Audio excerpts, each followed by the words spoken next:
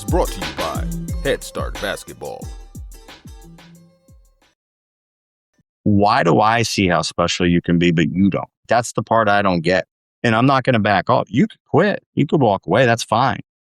But there's something so special inside of you that you're going to allow me to get it out of you, or you're just going to walk. You're either going to let me break you, or you're going to let me build you into something as special as can be.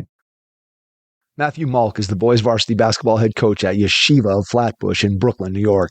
He previously served as an assistant coach for the Ranney Panthers, a top-ranked New Jersey high school team that was also ranked number 4 in the nation. Matthew has coached over 40 Division I basketball players, with multiple players going on to play in the NBA or professionally overseas. Malc also was the gold medal head coach of the 2022 U18 U.S. national team at the Maccabi Games. He began his coaching career under the legendary Morgan Wooten at DeMatha High School in Hyattsville, Maryland. Be sure to grab your notebook before you listen to this episode with Matthew Malc, boys varsity basketball head coach at Yeshiva of Flatbush in Brooklyn, New York. Give with Hoops is the first platform turning basketball analytics into fundraising impact. Every stat tells a story, and now every story drives sponsorship, engagement, and team growth. Programs nationwide are transforming basketball stats into funding power. Learn to use performance data to attract sponsors, engage fans, and raise more with every play. Give with Hoops will help you raise 3 times more money for your program, as their stat-based pledges consistently outperform traditional fundraisers. Visit givewithhoops.com/hoop-heads-podcast to learn more and take your fundraising to the next level. Give with Hoops. Hi, this is Jason Franzen from Third Side Basketball Academy, and you're listening to the Hoop Heads podcast. Are you or an athlete you know planning to go D3? Check out the D3 recruiting playbook from D3 Direct. Their playbook gives you a clear step-by-step roadmap to the recruiting process, what coaches value, key milestones from early high school through application season, and how to build a targeted list of schools that fit your needs. The playbook demystifies researching D3 programs and how to stand out without chasing every camp or showcase. The modules cover things like writing emails to coaches, building an effective highlight tape, using social media well, planning camps and visits, and navigating application strategy. You'll get templates, checklists, and an outreach plan to communicate confidently, learn how to compare financial packages, and avoid common missteps. By the end, you'll have a prioritized school list and a decision framework you can use to land your best fit opportunity. Click on the link in the show notes to get your D3 recruiting playbook from D3 Direct. Be sure to grab your notebook before you listen to this episode with Matthew Malc, boys varsity basketball head coach at Yeshiva of Flatbush in Brooklyn, New York. Hello and welcome to the Hoop Heads podcast. It's Mike Klinzing here without my co-host Jason Sunkel tonight, but I am pleased to be joined by Matthew Malc, head boys basketball coach at Yeshiva of Flatbush in New York, home of the New York Knicks. Matthew, welcome to the Hoop Heads pod. Mike, thank you. Huge honor to be here, and excited to spend some time together tonight. We are thrilled to be able to have you on, dive into your basketball life and all the things that you've been able to do thus far in your career. But I want to start with something that hasn't happened in 53 years. The New York Knicks, NBA world champions, just go off the cuff. What's it mean to you? What's it been like in the city? Just give me your thoughts on where you're at with this whole thing. There has been a euphoria, I would really say, since Game 3 against Atlanta. There has been a euphoria. There has been a unity. There has been just an excitement and a buzz from everybody, from principals to sanitation workers to police officers. I've not seen this much fist bumping in a long time, and tremendous excitement. Just an easy team to fall in love with. A team that unified us, not just by the name on the jersey, but really by the way they played the game, by the way that they've treated this entire experience, by the way they've represented New Yorkers across the board. So it has been like nothing I've ever experienced. A big Giant fan, so I've had a few Super Bowls in my life. and those were great moments personally because I love the Giants, but I've not seen anything unify this city. I would honestly say since kind of post 9/11. It's just got a euphoria to it, a camaraderie and a oneness that has really brought everybody together, and excited for tomorrow to celebrate these guys and everything they've accomplished. They're talking about millions of people coming into the city, so we'll see how that goes. But yeah, I mean, they've just done everything first class. You just couldn't be more proud of a group of guys in the way they've represented the city and really the way they've played on the court and behaved, I would say, off the court has been special. Try to get to the parade. Are you going to be Are you going to be in the masses? I don't know. Me and my wife are still having that discussion. My youngest is 6. It was really a cool bonding experience for us to watch those games, and thank God school was just kind of wrapping up these last few days, because certainly some late nights, and the nights he did fall asleep, Dad was screaming bang every time we hit a big three, and kind of trying to wake him up. So we'll see. We're still debating it. We'll see. We're setting the alarms. We'll make a morning decision. Absolutely understand. I'm going to tell you, when the Cavs won the title in 2016, I debated whether or not to go to the parade. And as of the morning of, my family and I, and obviously they were much younger, so I think my oldest at the time was 12. I had like a 12, 10, and maybe a 7 at the time. And my wife and I were having the same discussion. Should we go? Should we not go? I don't know. It seems like it's going to be a big pain to get down there and park and figure out how to navigate and get to where we wanted to go and whatever. I was talking to a few of my friends. One was taking the bus and going to park his car and take the bus. Another one was going to drive. And then I had somebody that got down there and said, hey, I parked here. There's all kinds of open spots. If you want to come down, you can do it. So literally, I think the parade started at maybe 11, and I made a decision to go down there at like 10:20, and we drove, parked the car, and just, again, happened to get a tip from somebody who had already parked in that particular place, walked down to the parade.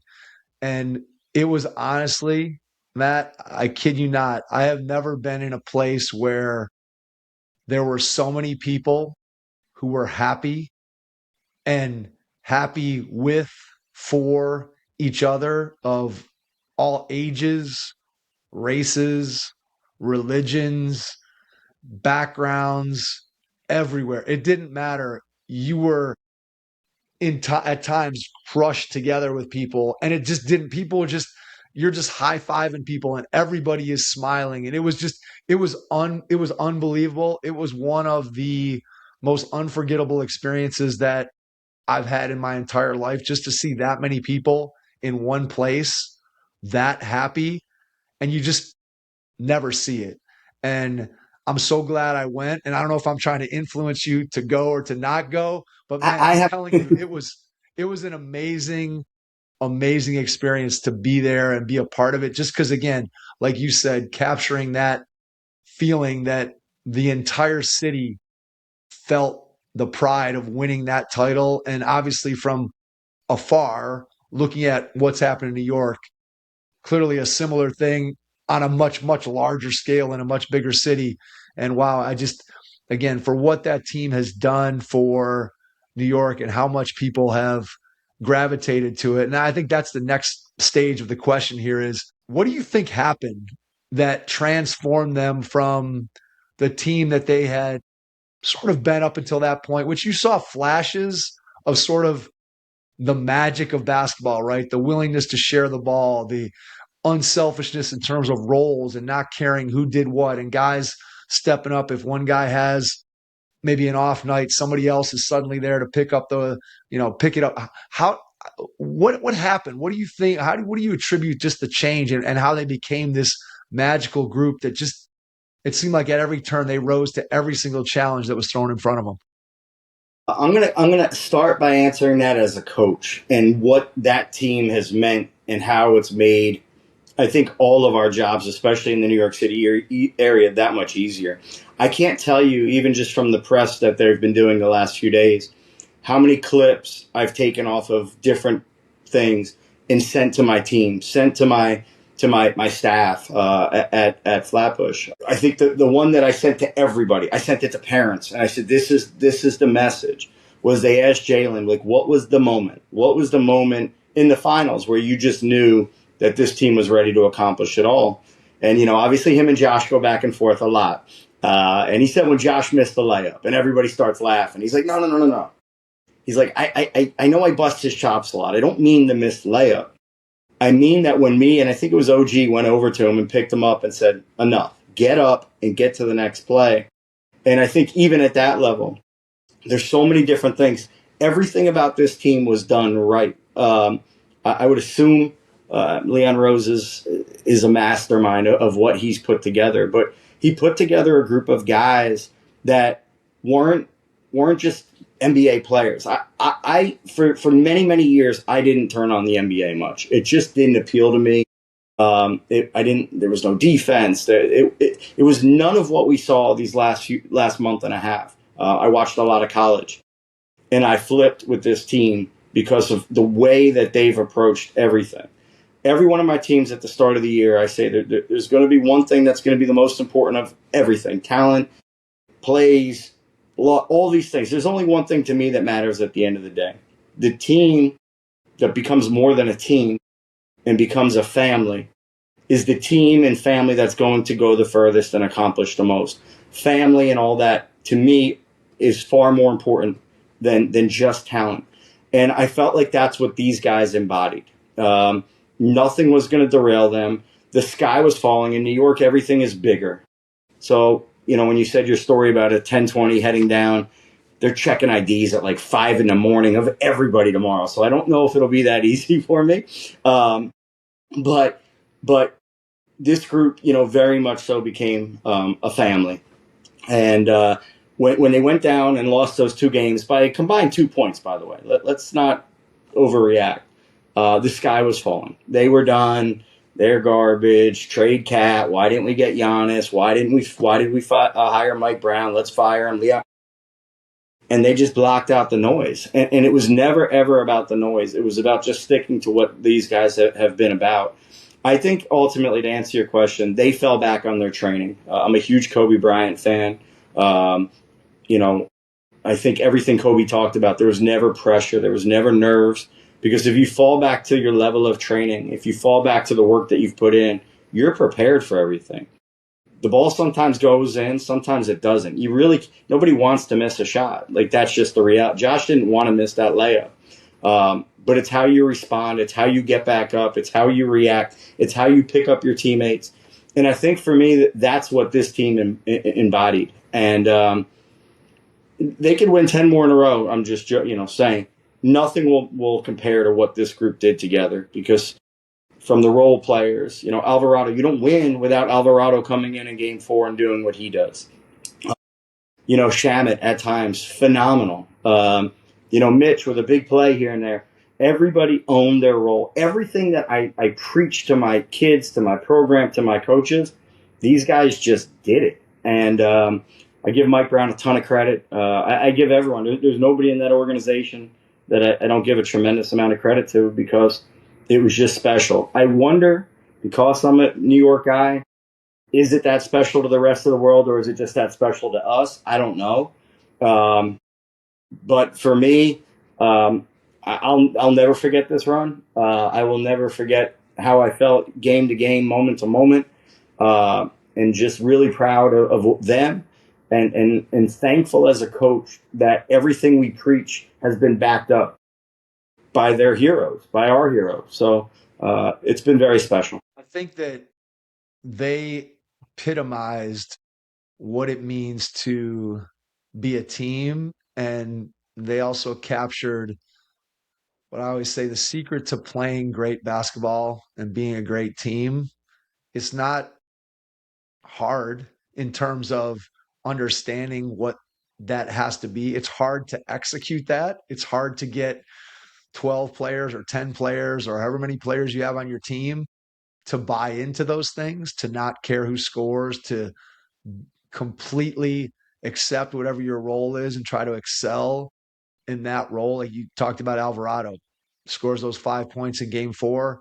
Without that, who knows what happens in the series? And man, does he want to be a starting point guard in the NBA? I bet he does. But in those moments, he bought into, this is what I have to do to help this team win. And every single guy, you made a great point, every single guy in that team just did what it took to be able to win, to pick somebody else up.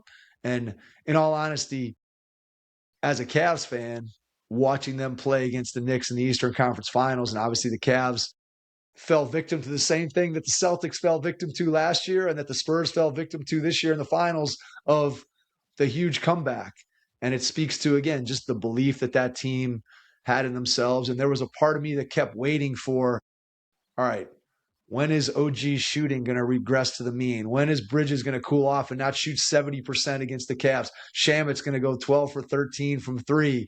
And there's a part of you that just keeps feeling like, all right, when are these guys going to kind of come back to earth? And the reality is that at times they did. Maybe not Anunoby, but Bridges came back a little bit. Landry did. They all did.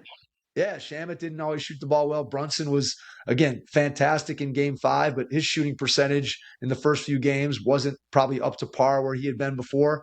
But every single guy found a way to pick each other up. And so I just think if you share the ball and you accept your role and you just are willing to compete, and the fact that you can be down 29 in a finals game and it's not over, and you just keep competing and keep competing and keep competing, there's so many lessons, again, for you as a high school coach. What a great lesson to be able to share with your kids who watch that whole entire run. You'd be like, look, things can be pretty grim looking. And if we just stick to the script and do what we're supposed to do, and we believe in each other and we keep doing those things, there's just, as you said, so many messages, so many, I'm sure, quotes from interviews, just clips from the whole series played. It's unbelievable, again, what a coaching clinic their run to this championship turned out to be. And again, I would have to think that even the most optimistic Knicks fan back at the beginning of the playoffs didn't see, you might have thought, hey, they got a chance to win it, but nobody saw that. Nobody saw this type of team coming together the way that they did. And again, I've had moments to reflect. And I mean, I was kind of rooting for the Spurs just because the Knicks had beaten the Cavs. But after having had a couple days to reflect on it, the Knicks were just incredible, and they were an incredible story for the game of basketball. Forget about for themselves, for the city, for whatever. They were just an incredible story for the game of basketball. Yeah, I couldn't agree more. And as you're talking, I'm listening and I'm thinking, and I think about the impact that Thibodeau to Mike Brown had on me as a coach, because I don't think you accomplish what you do without that tandem. I look at my program. I'm in year. I just finished year 3. I guess we'll talk about that more a little later. But it's led with love. We coach them hard. We love them harder. And I think that's what you saw with these Knicks. Like, you needed Thibodeau to come in there and rule with an iron fist to set a tone for how things were going to go. Now, his shortcomings were he just didn't listen to the guys. And I think Mike Brown took a team that was already disciplined enough to make this run. But then listen, if Thibodeau's coaching him last year, is Alvarado getting his chance? Is Deuce playing? Is Mitch? Is Shamet? Is Clarkson? I mean, they're just not. The Knicks were playing guys that I'm like, what? Like, what's happening right now? But I really, truly believe that Thibodeau earns his flowers there too, because Mike Brown inherited, obviously, an incredibly talented roster. But I already told you, talent alone, I don't think does it. He inherited a group that was disciplined enough to do it the right way, that bought into a way. And then when these other pieces got their opportunities, they didn't have to own 30 minutes of great play. They needed to own their 2 or 3 minutes of great basketball. It was the perfect run. And it truly was. They were healthy. They loved one another. They're the best of friends. And I'll be curious to see what happens with a guy like Alvarado. Like, yeah, he's going to have a chance to go somewhere. you mentioned Alvarado and the 5 points he scored. I think even bigger than that.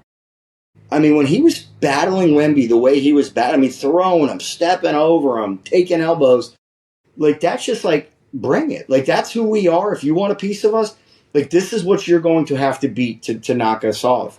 And I'd be curious to see what happens. I mean, nobody wants to run the end, but guys got families and they want to take care of generations of families. So I'm sure he'll do what's best for him and his family, and who could blame him? But, yeah, I just loved every part of it. I loved the journey. Last year, heartbreak. I think you need heartbreak at times to understand what it really takes to win it.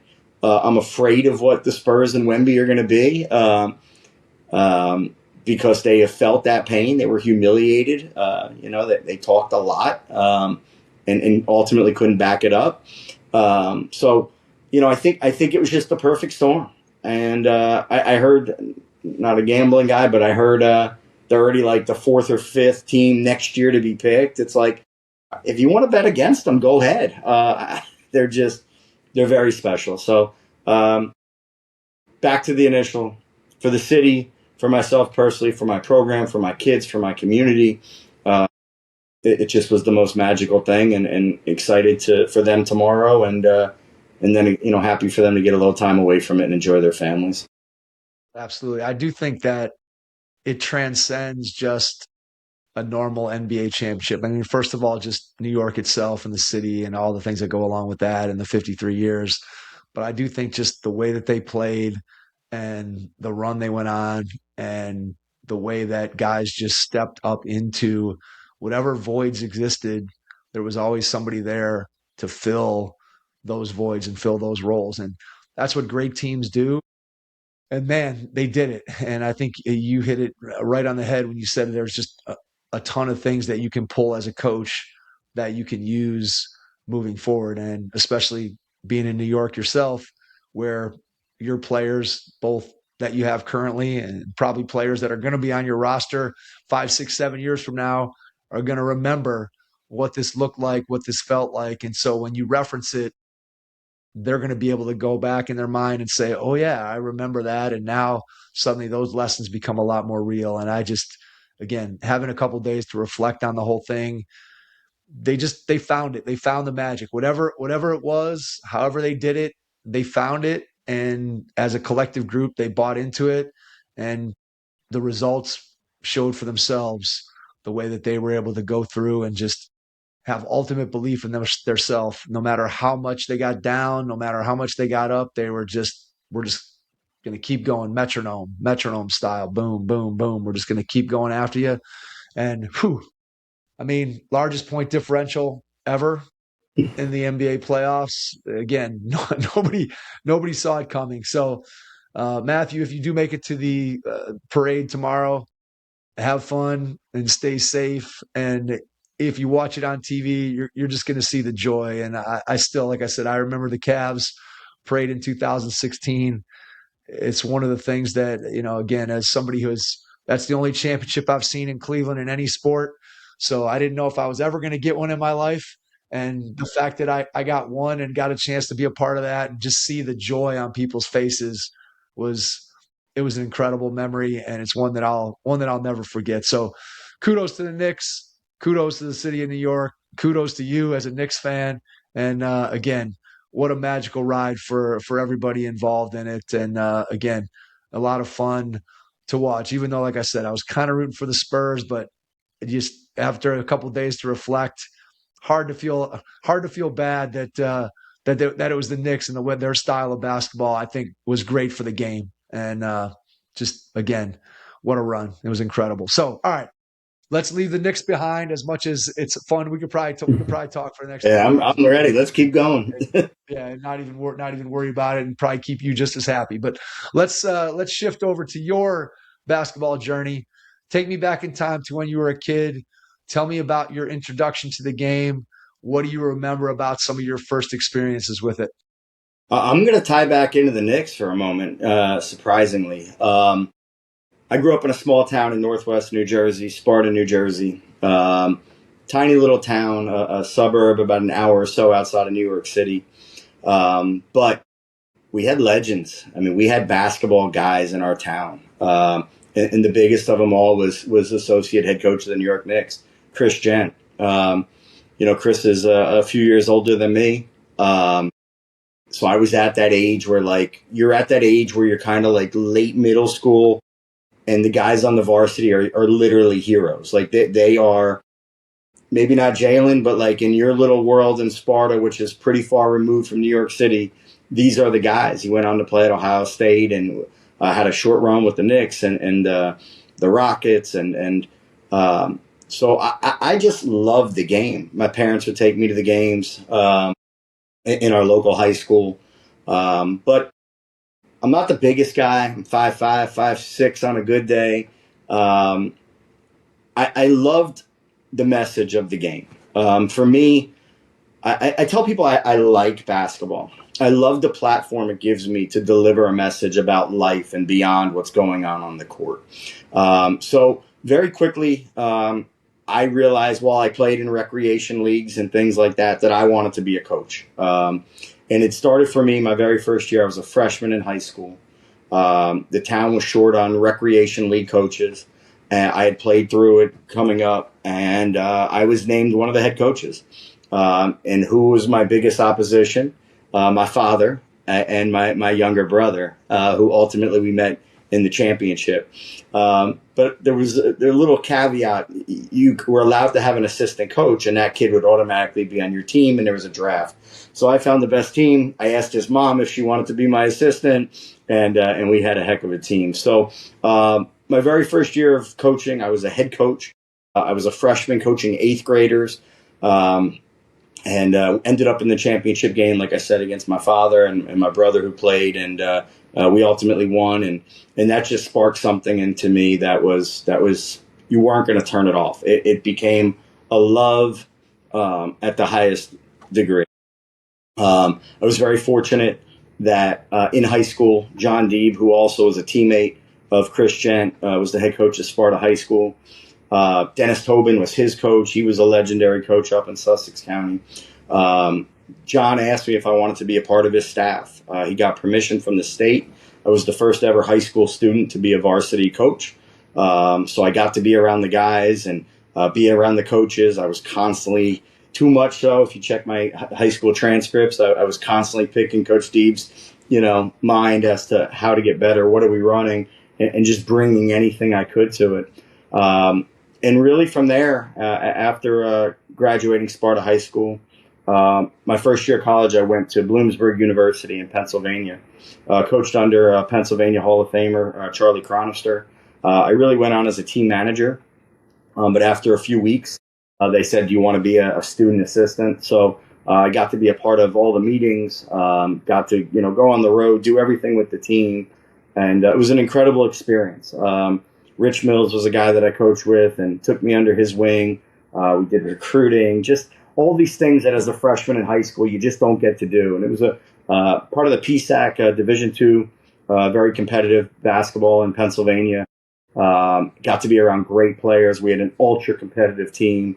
And it was really, it just took my love to a whole nother level. It was like, there's nothing else I want to do right now other than coach basketball. So at the end of the season, Coach Chronister brought me into his office and just said, Coach, what do you want to be when you grow up? And I said, Coach, I want to coach. Like, this is what I want. There's nothing else I want. There's nothing. My dad was a financial advisor. There was always the plan I was going to go into his business and kind of take over for him at some point. But there was just a fire burning inside me that I wanted to learn as much as I could. I was willing to do whatever it took. And Coach Chronister said, here's a list of schools that I could help you get into. I have contacts. So at the time, it was UConn, it was Syracuse, it was UMass, it was Maryland. Those are the 4. So my parents, they've supported me every step of the way. And they said, let's go. We'll take 2 weekends. We'll go visit everything and we'll find, if any of these are the right fit for you. So I saw a bunch of them, but one day, it was a Sunday afternoon, my mother and I took a ride down to the University of Maryland. It happened to be Maryland Day, which is a big celebration on campus. It was like a 75-degree day. And I walked in the Coalfield House, and I mean, that was that. It was home. It was the most comfortable I've ever been in anywhere. I remember the feeling like it was yesterday walking into Cole. And I just looked at my mom and I just said, this is it. This is where I want to be. So went back to Coach Chronister. He made some calls. He was friendly with Coach Gary Williams. And they said you could come on as a manager. And I said, that's all I want. Just open the door a little bit for me, and I'll do what I do. And I'm going to try to kick that door in as hard as I can and use this as my springboard to bigger and better and things like that. So at the end of my freshman year, I transferred down to the University of Maryland. I had met with them numerous times over the summer. So I was all set, got a place off campus because as a sophomore, they didn't take fresh sophomores on campus. Found a roommate. I was all set. I start the semester, and all of a sudden I'm starting to see signs for Midnight Madness, which was a huge thing back, when I was in college. And I'm starting to wonder, if I'm a manager for the team, shouldn't I know something about this? Why am I seeing this on a poster? So I went into the ops guy's office, and he acted as if he had never seen me before in his life. It was one of those moments, you have a few moments in life that you'll never forget that bring you to a true crossroads. So I went back to my apartment, and I mean, there was just tears. It was like I gave up, I don't want to say everything and be dramatic. I'm a father of 4 now, so there's bigger things in the world. But in that moment, as a 19, 20-year-old that had made this move to Maryland, this was everything. And to this day, I never understood what happened. I wasn't going to waste a whole lot of time thinking about it. I was going to figure out quickly my next move. So I let myself cry it out for a few hours, and then I picked myself up, and I said, how are we going to pivot? So I started with other universities. I called Georgetown, George Washington, for American, and all of them said the same thing, we're sorry, but you don't go to school here, so there's no option for you. And I'm like, that makes sense. Mom and Dad were not letting me transfer for a second time. There was no portal, and I wasn't worth a darn to anybody, so that wasn't happening. So I started calling local high schools, and I called numerous high schools, either didn't get anybody or just was told no. And I ended up speaking to a coach down in Maryland, and got him on the phone, shared with him my whole story. And he said, I would love to help you, but I just got the job. One of the promises was I was keeping the staff intact. I just can't ruffle feathers right now. So unfortunately, I can't help you. But what I could tell you is this. In 3 weeks from now, DeMatha is hosting a coaches clinic. Go buy yourself a ticket, show up, meet people. There'll be hundreds of coaches there. You'll land on your feet. You'll find something. So as he's telling me this, I said, wait, DeMatha? And he said, yeah. Now, there was 2 high schools I knew growing up, DeMatha and Dunbar. I heard about them forever. So I said, DeMatha, where is DeMatha? He goes, where do you live? And I told him. He goes, about 1.5 miles down Route 1, you'll run into DeMatha. I had no idea. So that was my moment. I knew in that moment that everything was leading me to DeMatha. I just had to figure out how to get there. So I picked up the phone. I left a message I called Coach Wooten, and I left him a voicemail. And I don't know what I said to this day. I have no idea. I know it involved, I'll clean towels, I'll park your car. I just need to be around it. I just need to learn. So that was that. I left a message. Nothing came of it. 3 weeks later and my uncle had flown in from California. And I don't see him that often. It was once a year, once every other year, if that. So it was a big deal to see my uncle. So I was going to drive home and spend the weekend at home. And I just met a girl, and I tell you that because as I get in my car, this is pre-cell phones by a year or so, 2020. I mean, 2000, not 2020.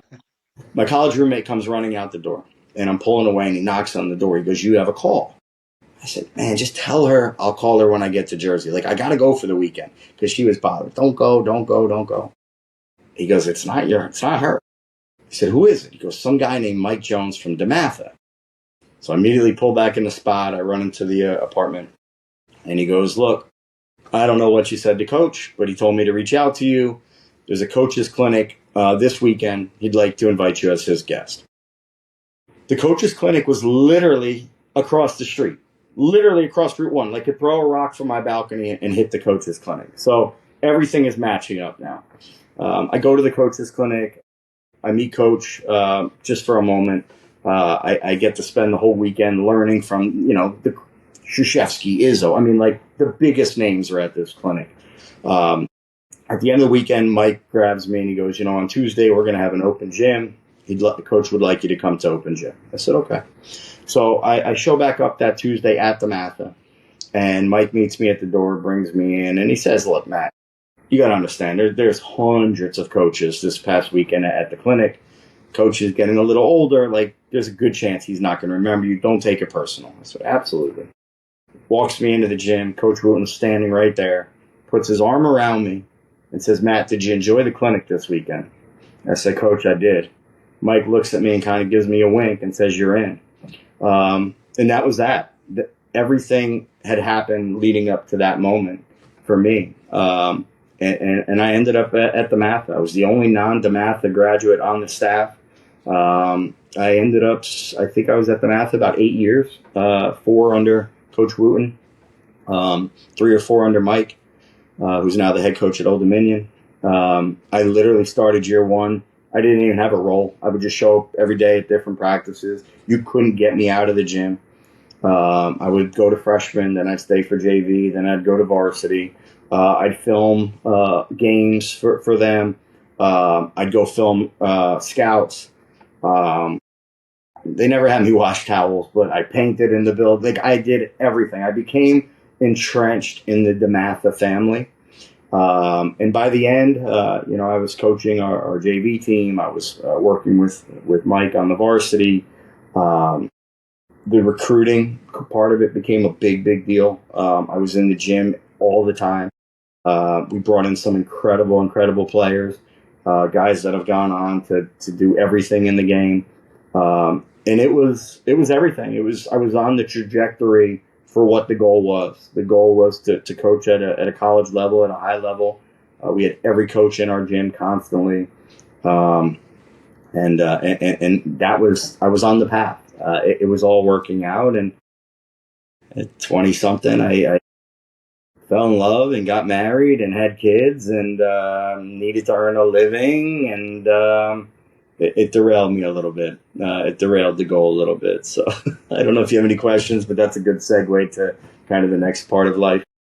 It's funny how, again, when you hear the stories, right? And I've interviewed tons and tons of coaches who have the story of, I'm just trying to get my foot in the door. I'm living in someone's basement. I'm making $0, or maybe one of the coaches on the staff has tossed me enough money to have a meal at Burger King once in a while. And it's amazing and incredible how many guys have those stories. And then obviously that's much easier to do when you are young and single than when you are married and have a family. It's much easier to chase that dream from a mattress in a studio apartment than it is once you have a family. And so as I think about just the story that you just told, right? One of the things that sticks out to me is perseverance, that you had something that you wanted to achieve. You had something that was important to you, and you didn't let this roadblock or that roadblock get in your way. You just kept pursuing it. You didn't allow, hey, I've got to be in this particular spot at this particular time. It was more a case of, I'm going to chase and go where the opportunity is, and I'm not going to take no for an answer. And as you did that, again, as you said, you ended up at one of the most famous basketball high schools anywhere in the country, with someone who is arguably the best high school coach in the history of high school basketball. And that, it doesn't happen by accident, but yet it also is an extreme stroke of being in the right place at the right time, making the right impression to get yourself that opportunity. So I want you to reflect on your time both with Coach Wooten, and I've been fortunate enough to have Coach Jones on the podcast. And what did you learn? What did you take away from each one of those guys? Maybe one or two things from each one that you still feel like is a part of who you are as a coach today because of the influence that they had on you. Yeah, one thing I'll say is it goes to I'm an Office, the Office guy, and I love that show. And when Andy leaves, he goes, I wish you could know you were in the good times when you were in the good times. I had incredible perspective at 19, 20. Through my 25, 26. I knew how special it was. I knew how special going to Lido's and sitting across from Coach Wooten was while eating wings and talking trash about football. To this day, Mike will tell you that I'm probably the only guy to go at Coach Wooten ever, and it was never anything but Giants, Redskins at the time. But we joke about that too. Coach Wooten was he was just the ultimate man. He was the ultimate leader. A much different style than anyone I'd ever been around. Didn't curse. Didn't raise his voice. God was so rooted in everything that he did. He made you feel like you were the most important person in the room. He showed me the most respect as a 19-year-old that said, I'll come in and clean, your towels. He wrote me a thank you letter when he retired. He wrote it to everyone, but he wrote me a thank you letter and I framed it. And he just talked about how he was proud of the fact that whether it was Coach Krzyzewski walking into a room or if it was a custodian, that I showed them the same level of respect. I'm very fortunate that I come from a great family. I have a great mom and dad. I have a great brother who's my best friend. So I learned a lot of those values before I ever got to DeMatha. But to see Coach treat the game, treat his athletes, to treat the trainers, his staff, with just an utmost level of love. And it was so genuine. Like, he would have us over to his home for dinner constantly. He knew I was down there by myself without my family. So he made me feel a part of it, as did his wife. His wife, Kathy, is as much a part of, and her name's on the gym. It's the Morgan and Kathy Wooten Gymnasium. Again, I like the game a lot. There's so much more to the game than a ball going in a hoop. And I think Coach reiterated that to me. He was a worker. He understood his opponents. He put the guys in the best position. He never called guys out. He never made anybody, if they made a mistake, feel uncomfortable.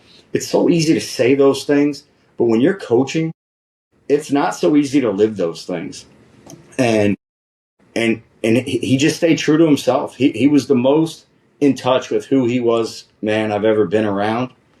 And he instilled so much confidence in everybody. You just wanted to play for him. And it wasn't necessarily because of a rah-rah speech. It was just because you just wanted to make him proud. So I learned so much from him. I had a chance to speak to Coach just before he passed. I reached out to him just to thank him. I mean, this was many years after I'd left DeMatha. It just was one of those, my wife was out, I was home, and I was like, if he answers, he answers. And we hadn't spoken in a number of years, but as soon as he answered, he knew it was me. And I just wanted to thank him for the impact that he had on my life, what he meant to me. And I was so happy I had that opportunity. I got off the phone. I had tears just rolling down my face because it was one of those, like, he just changed who I was as a man. He made me better at everything I did. So really, really appreciative of that. Mike was DeMatha. Like, Mike was the epitome of what Coach Wooten wanted a young man to be. Also, Mike came from a good family. I obviously wasn't around when Mike was playing, but Mike was the choice. Like, Coach retired like a day before the season started. Why? So that Mike could get his chance, and it wasn't going to open up and become a circus.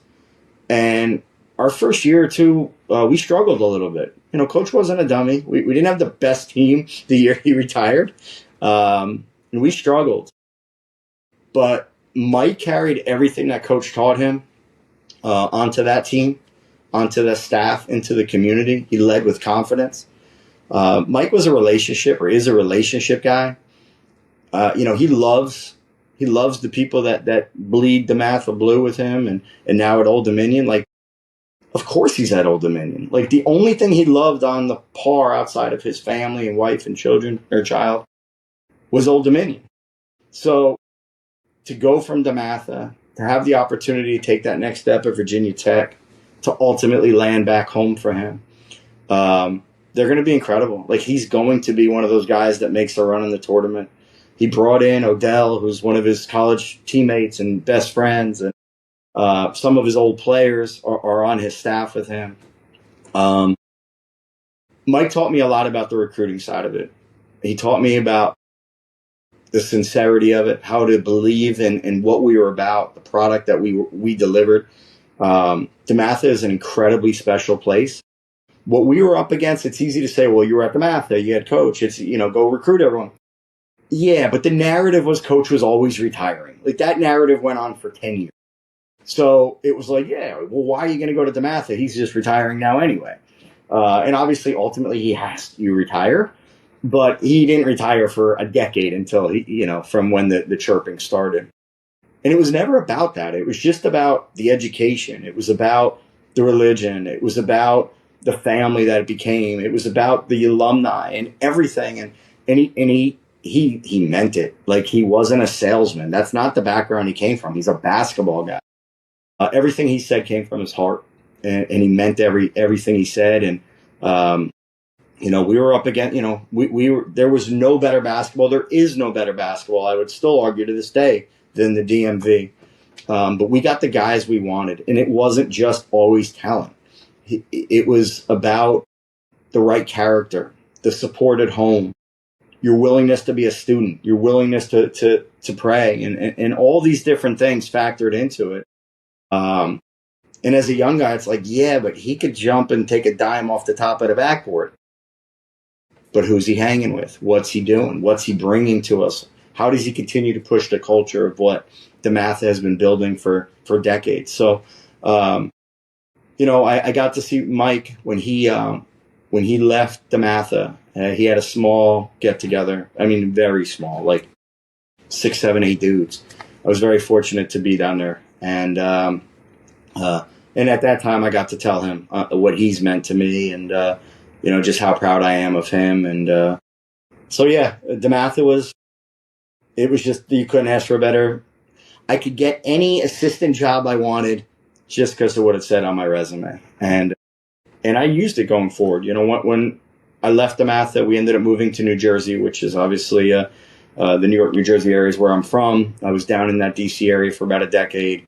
Raising a family, I just was ready to go home. I was ready to be around my parents and my brother and have that influence, and my wife was ready for that as well. So, I didn't leave DeMatha. I left the area to go back home, and after a few years away from DeMatha, my ex-wife now, she knew it was the itch I was burning during the season. I didn't have it anymore, and I needed it. So, I'll turn it back to you, but I could certainly take you to what Jersey is, Jersey, New York, and everything since then.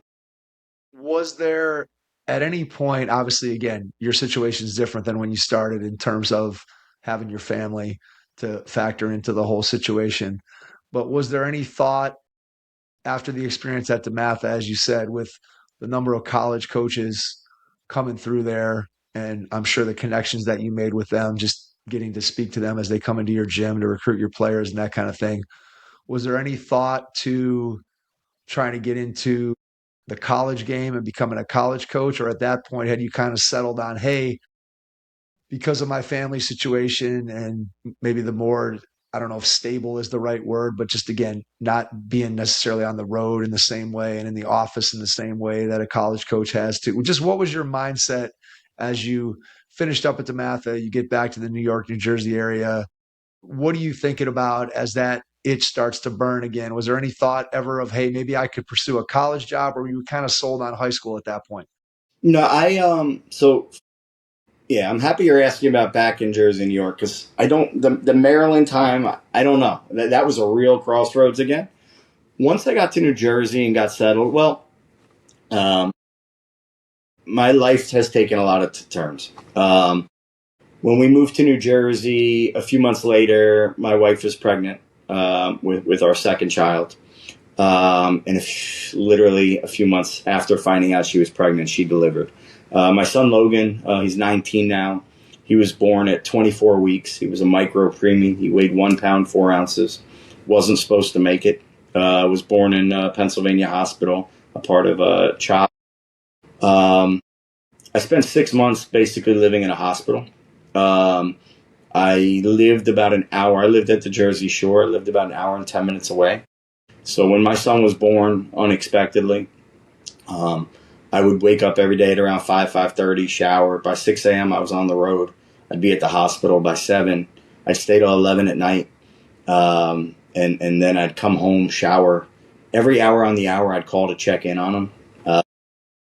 Nothing mattered. Everything in my life at that point became about my son and my family. So it was an easier transition away from basketball because my little boy needed me more than anything. And when you become a father, and this was now my second, but when you become a father in that way, it rocks you. It shakes you at your core.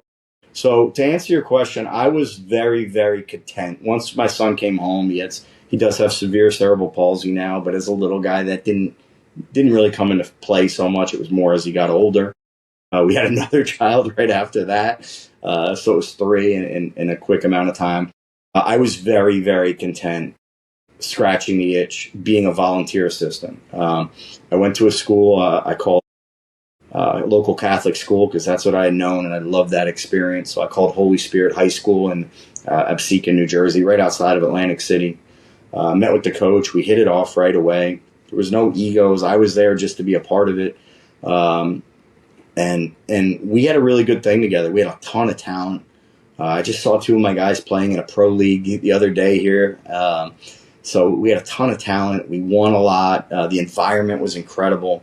So I was really, really happy and content with that. I didn't need more than that. I had a career. I ended up ultimately, as I said in the beginning, following my dad into becoming a financial advisor. So I was a 20-year financial advisor.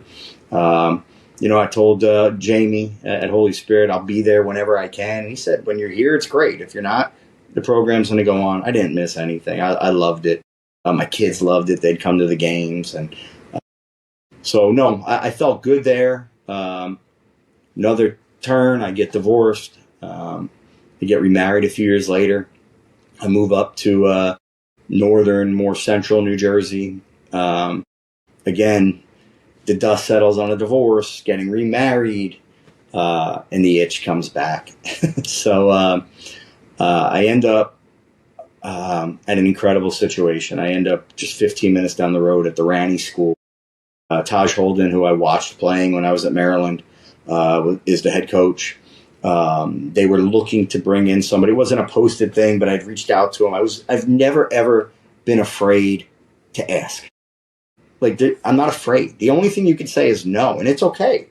So I reached out to Taj on a Facebook direct message. We'd never spoken once in our lives. And I just said, look, this is my resume. I'll send it to you. Here's my situation. I'd love to come in as a volunteer and help in any way I can. We ended up meeting for lunch, and one thing led to another, and I jumped on the staff. And that team was incredible. 2 McDonald's All-Americans. The year before, they had just lost to Naz Reid in the state championship here in New Jersey. I was at the game as a fan. It was a block shot at the buzzer by Naz, a block shot and a dunk at the buzzer. That's how they lost by a point. So I was ready to jump into that. That was swimming in the deep end now. I was back to that DeMatha level. Probably to this day, the second greatest experience I've ever had coaching was we took the guys down to the John Wall Classic in Raleigh. It was all incredible basketball, all North Carolina, and then us. One of our guys, the state didn't allow to play. We found out the flight as we're boarding the flight. That's a guy who's still in the bouncing between the NBA and G League, Philip Wheeler. So we didn't have him. We go down there, and I mean, they hated us. I mean, it was lunacy. They loved basketball, and they did not love us. We were down like 7. I don't know exactly, like 7 with like 30 seconds to go. We end up winning. They put too many guys on a court out of a timeout. We got a technical, free throws, hit the 3, steal, bang. We win. We end up turning the crowd, and we end up winning the championship. And that team went on to, Brian Antoine, Scotty Lewis went on to be McDonald's All-Americans. We ended up winning the Tournament of Champions, which had never been won by the school. It was incredible. So that was an incredible ride. I went from there. After COVID, I went to Manasquan High School. I got to coach Darius Adams. I got to coach with Andrew Bilodeau, who to this day, I would say outside of what Coach Wooten to me is the best coach I've been around. He runs an incredible program. So we won our first ever state title that year. So it was incredible. I mean, it's a lot of winning. It's a lot of incredible coaches. It's a lot of incredible relationships. While at Ranney, Taj was going through the loss of his son Max to childhood neuroblastoma. So it became again way bigger than basketball. It was another lesson that this is about family and love, and I think that team really came together and showed Taj and his family the love, and I think for the guys it became bigger than basketball. It became, there's real life. This is a privilege, so let's do the best we can. And so yeah, that's another great segue to kind of the last stage of where I'm at in life now. Talk to me a little bit about, you can frame this in the sense of they're at Flatbush. How do you, and you've talked a few times about just using basketball as the platform to be able to teach kids about life. And I always say that, again, one of the things that I think is special about being a basketball coach or being a basketball person is that you get to use the game, which I always say has been so good to me. I can never give back to the game what it's given me. But the ability to use the game that I love to be able to have an impact on young people is one of the things that I think is a tremendous privilege. So, and I know that's, again, just from our conversations, I can tell that that's how you feel. That's what you believe. So when you think about how you do that within your program, how do you go about making sure that the experience that your players get is about more than just basketball? How do you make sure that it's about life and that they're getting those lessons that are so important to you be a part of their experience? Yeah, like I said, I coach my guys hard. I just love them harder. They know that everything that they're getting from me is coming from a place of love. And sometimes it's tough love, but it's love. And this is, I just wrapped up my 3rd year at Flatbush. And one of the greatest moments that has happened to me was we had a great year this year. Very proud of our group. We started the year winning 2 preseason national championships. We went from Brooklyn, won a championship, hopped on a plane, flew out to LA, won another championship. Had a great season. The team that ultimately won the league championship only had 1 loss on the year. We beat them. We were their 1 loss. But we had a really, really disappointing quarterfinal game this year. And we got smoked. I mean, in a million years, I couldn't have predicted it. We were prepared. The guys were practicing hard. We just ran into a team that really played well. And I had a player on my team that when I first got there was a sophomore. And I coached him harder than most. Really hard. I mean, there was multiple times he'd go home crying. There were multiple times Mom would reach out to me saying, "What are you doing to my son?" And I just kept saying the same thing. Why do I see how special you can be, but you don't? Like, that's the part I don't get.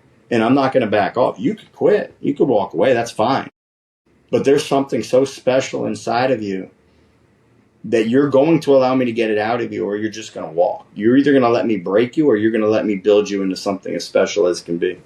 So I referenced this game. So I'm devastated. I don't get very emotional anymore with wins and losses. Wins are like, all right, we're supposed to. Losses are like, I screwed up. I better figure out how to fix it. But I was emotional that game. We had some injuries, and it was a buzzsaw. We got smoked on our home floor in front of everybody. Yeah. In a million years, I didn't see that outcome coming. And I'm at a real low point that I haven't been at in a long, long time. And I'm on my way home, and I get a text message from this young man. And he goes, Coach, I'm going to send you an email. He goes, there's something I've been wanting to share with you for the last 6-8 months. I just didn't know when was the right time. And he goes, I just feel like now's probably that time. So I'm like, I don't know, what is he talking about? I have no idea. I'm like distraught. I open it. I'm driving and on the Verrazano reading this email, and I like pull over. It was his college essay. And he talked about what I meant to him. His essay was a letter to me about what I've meant to him in his development and his growth, and how, as a sophomore, how misunderstood I was to him, how he just didn't get it, how he didn't know me from Adam. I'm new to the program, and how everything I had done for him, in his words, was about helping him become the best he could be. And he said, it goes so far beyond the basketball court, because what you've taught me, what you've unleashed in me, will help set me up really for the remainder of my life. And to me, I know every coach says it, but it's truly, those are the things that I coach for now. Like, look, we're all competitive. We want to win. Like, that's what we want to win. Like, duh. Like, why are you doing it if you don't want to win? I get that. That's, like, we talk about effort. Like, everyone says your guys play hard. Like, that's the baseline. Like, I'm not coaching effort. I'm coaching X's and O's. I'm coaching on the floor. You're going to play hard for me, or you won't be a part of it. It's that simple. You'll never see a guy on my team take a playoff. We just don't do that. But though that moment was so crazy to me, how special, how I finally got through. His mom, who would have done anything she could have to run me out of the program, became my biggest fan because she got it. Hugged me, Coach, I don't want this to end. I'm like, it's not gonna, because who he was on the basketball court is going to be who he is in college, in his profession, as a father, as a husband. So to know that we've had that impact, and I say we because it's not me. I mean, it's a staff. I don't just coach our varsity. I oversee our entire program. We've built it up to 15 teams, got about 30 coaches that work on our staff. We start in 4th grade. We go year round. So, you had mentioned earlier about the Knicks, and like, they're not going to forget, because I'm coaching those guys all summer and spring. I'm coaching our 6th graders, our 7th graders. So those are the big things. I've had a few, I kind of have my Mount Rushmore of kids that, like, I'll never forget in my life. One of them helped me get the job at Flatbush. I don't want to bounce around too much, but I did coach the U.S. national team in Israel back in 2022. That changed everything in my life. That changed the entire trajectory of my life. That went from me being a financial advisor that coached as a volunteer on the side to leaving financial advising and becoming a full-time head basketball coach. So I earn my living. I support my family as a coach now. But, we had guys on that team and that family, and to go over there, we beat Ben Saraf and Omar Meyer. Like, we're talking dudes. Like, not just we're America. Like, we played against dudes and beat them. And one of my favorite players from that team was a guy that I loved. I saw him once at tryouts. I fell in love with the kid. I mean, there was something so special. And he really, really struggled throughout the tournament. Just struggled. Just couldn't hit a shot. And this was a shooter.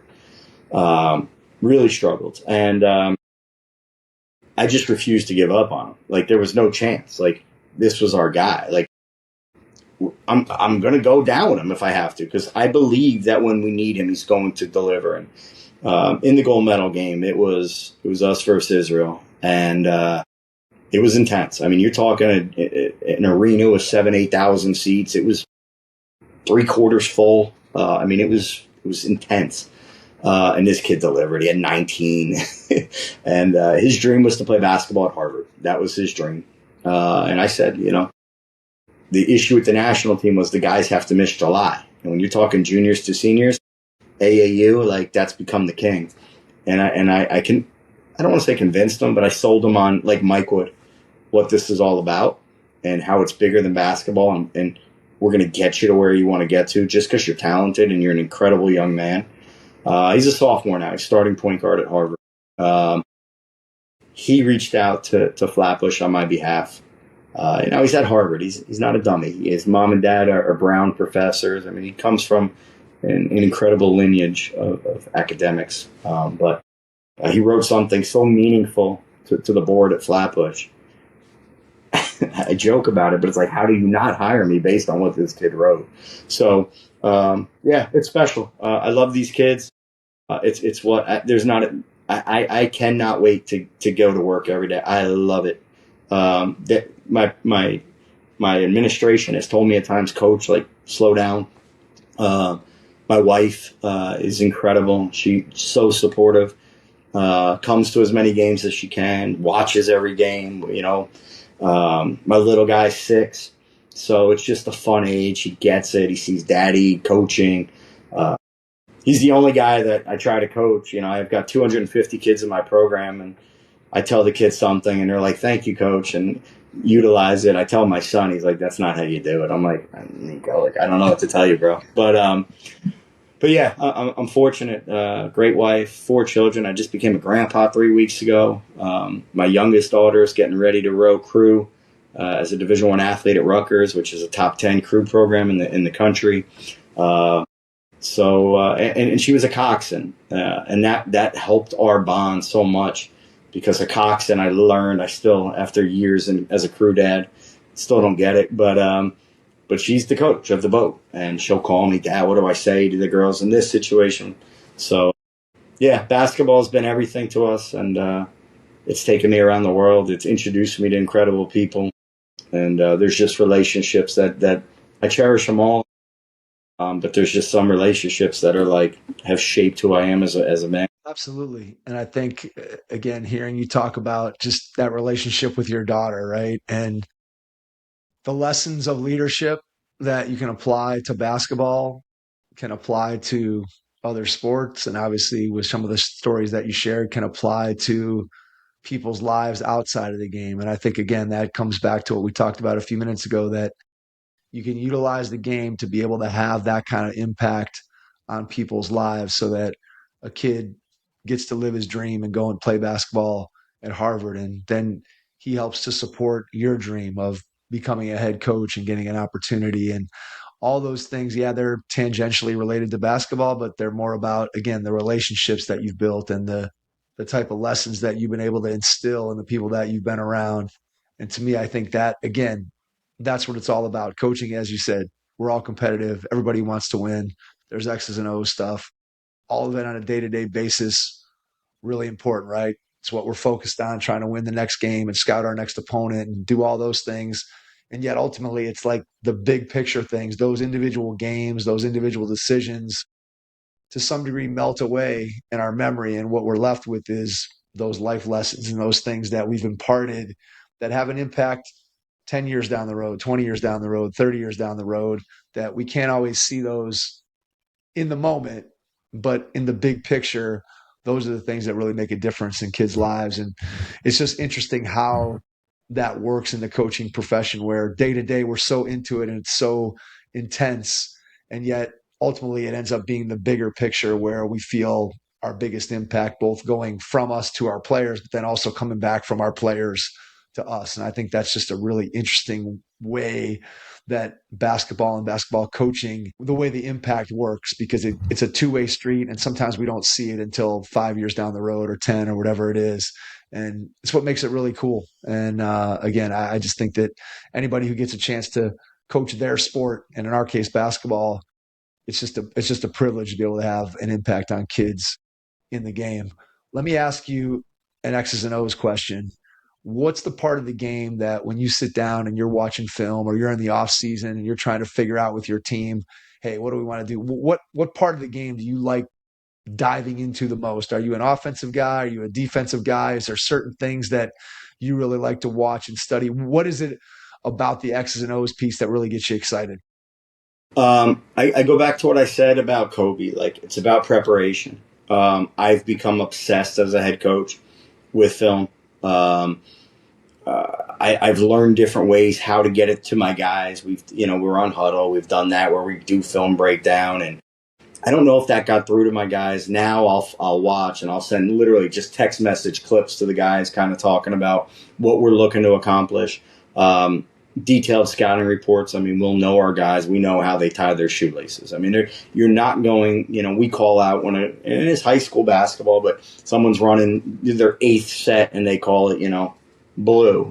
You've got 5 guys and then 10 guys on the bench screaming blue. I mean, we know what's going on.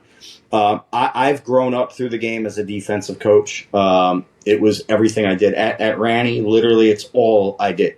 Like, 2 of the coaches would literally go grab a cup of coffee or make a call when defense was on the floor. And then during offense, I'd be like, talking to the athletic trainer.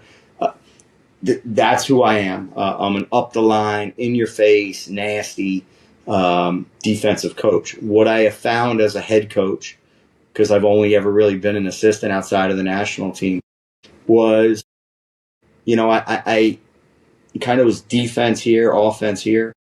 It's kind of here now. I want to get it back to here and here. So I think this year in particular, there's going to be a strong focus on our defense. My first year at Flatbush, we made it all the way to the championship. We lost in overtime on a free throw.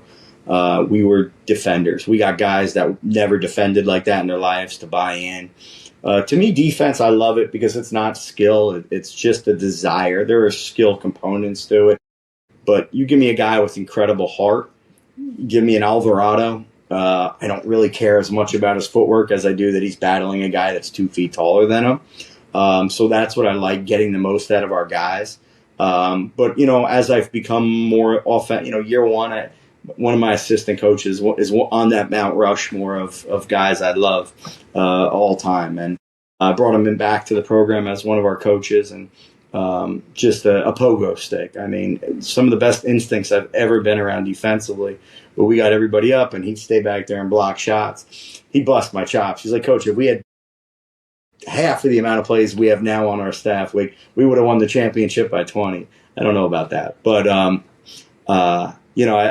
our play sheet's pretty in depth. We are ready for every scenario. I coach in an incredible league with great coaches. So they have forced me very quickly to become the very best I could be.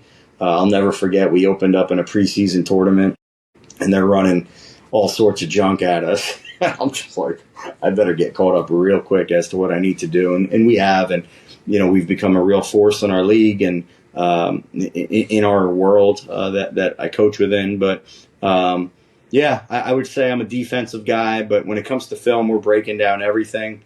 We want to understand how to beat what they're doing offensively. We want to take everything away. I'm a big take away the first and second option. That's a big thing for me. Mostly man. Have flirted a little bit with zones. This year we may introduce more of that because of our personnel and our size. And I think we just cover a lot of the court. But yeah, at my heart, I'm a defensive guy, and I've got to find that a little bit more this summer, I think. What's something that you learned as an assistant working for a bunch of different head coaches that has made you a better head coach for the assistants that you have on your staff? I don't know if this is something people say. I mean it with the most sincerity. I just don't feel like I have an ego. I feel like this has all happened in such a weird way. Like, I go from the mountaintop of DeMatha to not coaching, to being an assistant as a volunteer for 15, 20 years, to now the head of 250 kids, 15 teams. So I'm surrounded by incredible coaches. So for me, it's empowering them. It's making sure they know that you have the same voice I have. ultimately I have to make the decision, right? That's the job of a head coach. Ultimately, I'll be the one if things go well that gets the praise. Ultimately, I'll be the one if it don't, that it's on me. But I want my coaches to know, like, in a huddle, if a coach is like, Coach, I'd be like, go. Everybody on my staff has a voice. My staff right now on Varsity is myself. It's a guy by the name of Doug Shaw, who we could spend another hour just talking about our relationship, how we came together. Coach Sherman, we kind of came under the same tree. I was with Coach Sherman at Ranney. I met two of his other great buddies that had coached under him, and unfortunately, Coach passed away suddenly. It was devastating. And when I got the job at Flatbush, Doug was there were two people I called back to back, Mary Beth to come do my girls, and Doug to be with me. So I mean, he's got more experience than I do. He's been a head coach, so why would I not rely on him? I've got Benny, who played for me, so he knows my style. But the kids worship him. I mean, even the guys now, he only graduated 2 years ago, so or 3 years ago, they look up to him and they love him. And he's gotten so good with the film, and when he talks, they listen. And then I was at another school for just a minute. I didn't even mention it, but I was brought into weird situation. But I was at another school, another coach, and he unfortunately got let go. And I called him that day. I'm like, please join us. I love you. So he came on board. People are like, why would you do that? I'm like, because he's a great guy. He loves the kids and he loves the game. It's a no-brainer for me. So I've got a lot of guys that have a lot of different experiences, and I just trust them with everything. I just totally trust them. So I think that's the biggest thing, is to trust your staff, especially if you got a good staff. Surround yourself with great people that love the kids first and foremost. I think being a junkie is important. That ride home, those phone calls are my favorite phone calls. Every time we say goodbye, it's like, I'll see you. Call Felicia, I'll call you right after. So, the first call is to my wife to check in, and then I spend the remainder of the trip on the phone with my guys. And, people you want to be around too. Like, it's just fun. It's a brotherhood. And again, it goes back to family. Those conversations in the coach's office, there's nothing better than those. I say that when I stopped coaching at the high school level, the thing that I missed more than anything was just sitting around after practice for an hour, just talking about basketball, talking about life, whatever it may be. And you're right. If you have good people that are part of your staff, it just doesn't get any better than that. I want to ask you, Matt, one final 2-part question. So part one, obviously you're in the beginning stages of getting the program going in the direction that you want it to go. You've had a tremendous amount of success, continuing to build on that. What do you see as being your biggest challenge moving forward over the next year or two? And then the second part of the question, when you think about what you get to do every day, what brings you the most joy? So your biggest challenge and then your biggest joy. It's a great question. I don't view, like, I don't know. You stump me. I don't know if there's a challenge, like, meaning it's all joy. Like, I love it. I love the community I coach within. I love my kids. I love my coaches. I love the administration. I love the board. Like, I'm just happy. I'm not worried. I'm not trying to please everybody. Like, they hired me, and this is who I am. And I just renewed for a new 3 years.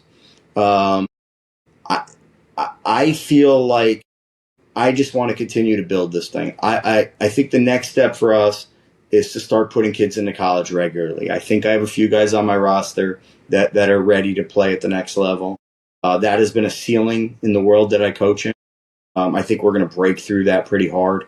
And I think we're going to start to really streamline kids. The biggest thing that I found, the biggest challenge was, I'm new. There's so many new people. There's so many new faces. How do I connect with everybody? So I address that. I coach. We call it AAU. We're not on the AAU circuit. But as soon as the season ends, we go right into tryouts. I coach 5 different teams, 25 kids on a roster. I have 4 coaches with me, so 5 of us at every practice, and I get to know these kids. Like, I'm not just a coach anymore. Like, you're not doing the right thing in school, you're getting a call from me. You're not hitting the books. Mom and dad said you were disrespectful. Like, I just want to be an ally to our administration, to our parents, to our kids. I want to be someone there to help them be the very best they can be. So as far as challenges go, I don't know. I guess the biggest challenge is, my little guy. That's unrelated to work. That's a challenge. I want to be the best dad I could be. I want to be the best husband, but right now my family is all in on it. They love Flatbush. They love knowing that daddy is impacting lives, that daddy's having a lot of success, that daddy comes home and can't wait to spend time with them. We maximize vacations now, like breaks, like, I was a financial advisor working from home. Like, I was always around, and it was like, now it's like when I'm home, like, it's so special. And I love that. Two last things I'd like to say, if you don't mind. I've touched on a lot of names today. One name I didn't get to. We kind of didn't get to that phase of my life, but Mitchell Kurtz is a guy that gave me my first big opportunity. And hired me to coach the national team. When I did my first interview, he said to me, "You're up against college." He said, "This is going to be about a 10, 15-minute interview, and you're up against college and NBA coaches. And I'm an assistant volunteer, third guy on the bench at a high school." He ultimately gave me the job coaching the U19s. My assistants were a coach at Stanford, Matt Elkin, and Amari Stoudemire. So guys from the NBA in college, he wasn't lying, but he's become family, and he means the world to me because he changed the trajectory of my life. And then really the last thing I'd like to say is a thank you to you. I think that it's a rat race, as coaching. Every day's you're just focused on whatever the next thing is. And I think this has been like an hour and 20 minutes of some of the best therapy I've had in a long time, because you've asked the questions to get me to tap into what this has all meant to me. And I think we get caught up in life and everything, and you sometimes don't get a chance to take a step back and just talk about what it's meant. So I'm going to get off of this, like, very just proud of what this journey has been, the people that have supported me along the way, the people I get to impact on a day-to-day basis. And I just want to thank you for the forum and opportunity. And it's helped me in a lot of ways. Kind of every day is a new fire lit, and you just lit another one. I'm ready to go run a practice right now. Well, listen, Matthew, I cannot, again, thank you enough for those kind words. And the conversation tonight has been fantastic, genuine, and the love that you have for what you do clearly comes through the microphone. Anybody who's listening to this has a good understanding of the kind of coach and the kind of person that you are in order to be able to do what it is that you do. So thank you. In addition to you thanking me, this has been great that we were able to make this happen. Before we get out, I want to give you a chance to share. How can people connect with you, find out more about what you're doing with your program, whether you want to share email, social media, website, whatever you feel comfortable with. And then after you do that, I'll jump back in and wrap things up. Well, I coach at the Yeshiva of Flatbush in Brooklyn. My email is mmalc@flatbush.org. I'm not afraid to give out my number. My cell is 609-705-0109. I love talking hoops. I have a few young guys that have reached out to me the way I've reached out to others, just looking for advice on different situations. And I love it. I've been around. I've got a lot of experiences in all aspects of this game. Social media wise, I'm on Twitter, I'm on Instagram, and the Instagram's really my biggest for basketball. I don't know, I'm not good at it, so I'll tell you real quick what my handle is, if you don't mind. I don't even know how to do Instagram. I think it's just Coach Malc. Yep, just Coach MALC.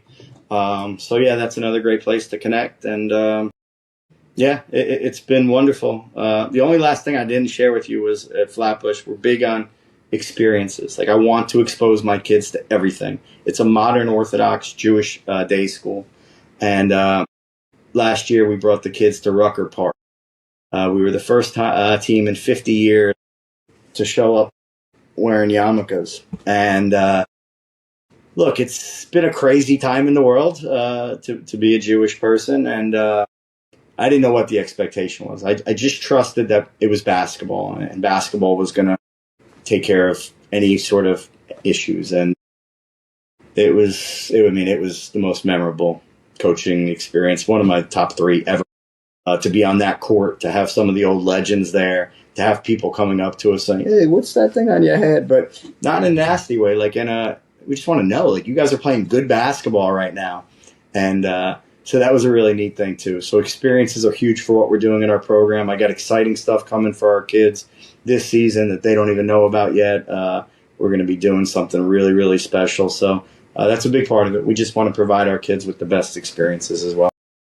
Yeah, it's awesome. I mean, again, that's what it's all about. I think about all the experiences I've had in the game, first as a player, then as a coach, now as a parent, and had kids and myself in all different kinds of situations. And ultimately, again, like I said earlier, the wins and losses, you remember some of them, you forget some of them, but the experiences are the things that stay with you. And anybody who's listening to this will have no doubt that the players, the coaches, the families that are a part of any program that you're involved in are going to have those kinds of positive experiences that they're going to take with them for the rest of their lives, which, again, that's what it's all about. So again, Matthew, I cannot thank you enough for being willing to give of your time tonight to jump on with us. Really appreciate it. And to everyone out there, thanks for listening, and we will catch you on our next episode. Thanks. Your first impression is everything when applying for a new coaching job. A professional coaching portfolio is the tool that highlights your coaching achievements and philosophies, and most of all, helps separate you and your abilities from the other applicants. The Coaching Portfolio Guide is an instructional, membership-based website that helps you develop a personalized portfolio. Each section of the Portfolio Guide provides detailed instructions on how to organize your portfolio in a professional manner. The guide also provides sample documents for each section of your portfolio that you can copy, modify, and add to your personal portfolio. As a Hoopheads Pod listener, you can get your Coaching Portfolio Guide for just $25. Visit coachingportfolioguide.com/hoopheads to learn more. Thanks for listening to the Hoopheads podcast, presented by Head Start Basketball.